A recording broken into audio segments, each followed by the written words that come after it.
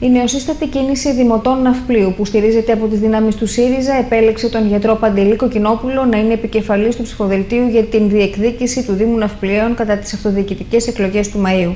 Σήμερα, σε συνέντευξη τύπου που παραχώρησε, κατέθεσε και επισήμως την υποψηφιότητά του και ανέλησε τους άξονες της δικής του κουλτούρας για το στόχο αυτό. Φίλες και φίλοι, σας καλέσαμε σήμερα σε αυτή την αίθουσα προκειμένου να σας ανακοινώσουμε την ύπαρξη μιας νεοσύστατης κίνησης δημοτών της αυτοδιοικητικής ριζοσπαστικής ανατροπής με επικεφαλή στον υποφαινόμενο που κατεβαίνει στο στίβο των επικείμενων δημοτικών εκλογών. Γνωρίζουμε όλοι πως οι επόμενες δημοτικές εκλογές θα διεξαχθούν σε μια δύσκολη από κάθε άποψη περίοδο, καθώς όλη η χώρα και φυσικά και ο καλλικρατικός Δήμος μας εισπράττει τα καταστροφικά αποτελέσματα από την εφαρμογή του μνημονίου. Ο Καλλικράτης δεν ήταν μόνο οι συνενώσεις των Δήμων και ο ορισμός των νέων πρωτευουσών, όπως αναδείχθηκε από τις καθεστωτικές δημοτικές παρατάξεις για να αποσιωπηθεί ο πραγματικός του ρόλος. Ήταν η νεοφιλελεύθερη αντίληψη για λιγότερο δημόσιο και περισσότερο κράτος. Αποδείχθηκε τελικά ότι αποτέλεσε το εργαλείο εκείνο για την εφαρμογή της πολιτικής του μνημονίου στην αυτοδιοίκηση.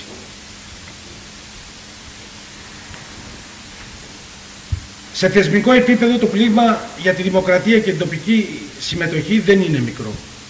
Η κρατική χρηματοδότηση μειώθηκε πάνω από 60% από τους κεντρικούς αυτοτελείς πόρους. Οι υπηρεσίες λοιπόν προς τους δημότες γίνονται λιγότερες, ακριβότερες και χειρότερες. Είτε αυτές αφορούν τον τομέα των κοινωνικών υπηρεσιών, είτε αφορούν την καθαριότητα, τη διαχείριση των απορριμμάτων, είτε υπηρεσίες ίδρευσης, αποχέτευσης και συντήρησης πάσης φύσεως και υποδομών, είτε αφορούν συγχωνεύσεις σχολικών μονάδων. Όλα αυτά τα βλέπουμε, όλα αυτά τα βιώνουμε στην καθημερινότητά μας. Και όλα αυτά γίνονται με βασικό κριτήριο τη μείωση των δαπανών. Τι σημαίνει αυτό όμως? Οι υπηρεσίες παρέχονται όχι σε αυτόν που τις έχει ανάγκη, αλλά σε όποιον έχει να τις πληρώσει. Θα υψώσουμε και άλλη φωνή, μια φωνή απέναντι στο κεντρικό επίπεδο, δηλαδή θα κάνουμε και αντιπολίτευση σε κεντρικό επίπεδο, γιατί πιστεύουμε ότι η αυτοδιοίκηση οφείλει να υπερασπίζεται την εργασία, το ασφαλιστικό, τα δημοκρατικά δικαιώματα, να καταδικάζει το ρατσισμό, τους κοινωνικούς αποκλεισμούς κάθε φύσης και τον κοινωνικό συντηρητισμό, να είναι στο πλευρό όλων των εργαζομένων με επιλογές αποφασιστικής αντίστασης απέναντι στον πιο σκληρό νεοφιλελευθερισμό που είδαμε ποτέ. Τελικά να ασκήσει πολιτική και όχι απλά να διαχειρίζεται τη μιζέρια. Απευθυνόμαστε στους πολίτες του Δήμου και τους λέμε: δεν μας αφορούν οι φιλοδοξίες των ανθρώπων και των κομμάτων εξουσίας να βάψουν το Δήμο στις αποχρώσεις του μπλε, του πράσινου ή ακόμα και του λευκού των δίθεν ανεξάρτητων, ελπίζοντας έτσι να καλύψουν κάτω από την μπογιά τους τις όποιες ευθύνες τους για τα χάλια της αυτοδιοίκησης. Τις ευθύνες τους για τη μετατροπή της πόλης και των πολιτών σε χρήστες και πελάτες της όποιας εξουσίας. Έχουμε όμως και εμείς χρώματα. Τη σκέψη μας και τη δράση μας τη χρωματίζουν τα άφαρτα χρώματα της κοινωνικής δικαιοσύνης, της οικολογίας και του περιβάλλοντος, τα χρώματα της συμμετοχής, της αυτοοργάνωσης και της αλληλεγγύης και της δημοκρατίας.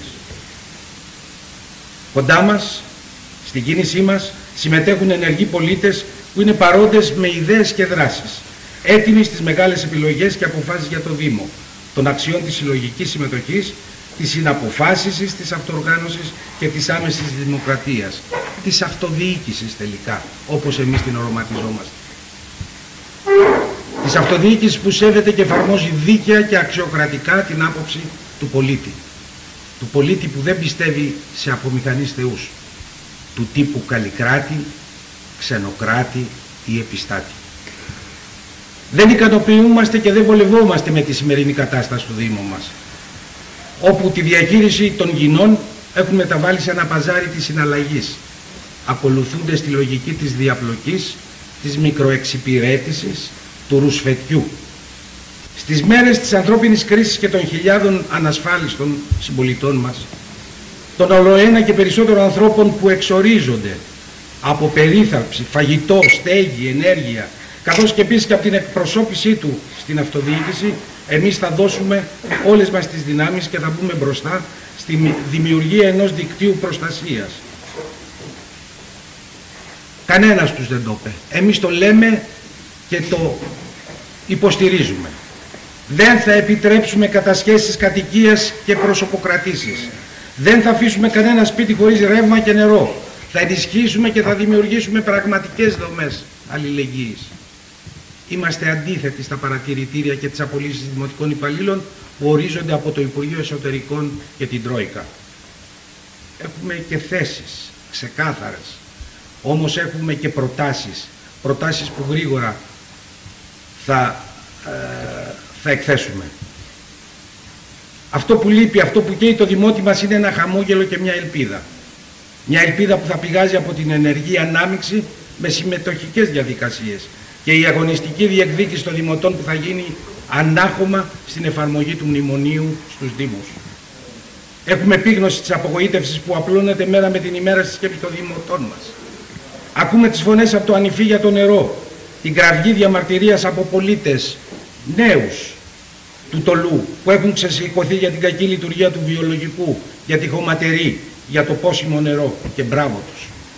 Ή τον απεγνωσμένο θυμό που μετατράπηκε σε οργή των ανθρώπων του Συλλόγου Φουκαράδων του Ναυπλίου.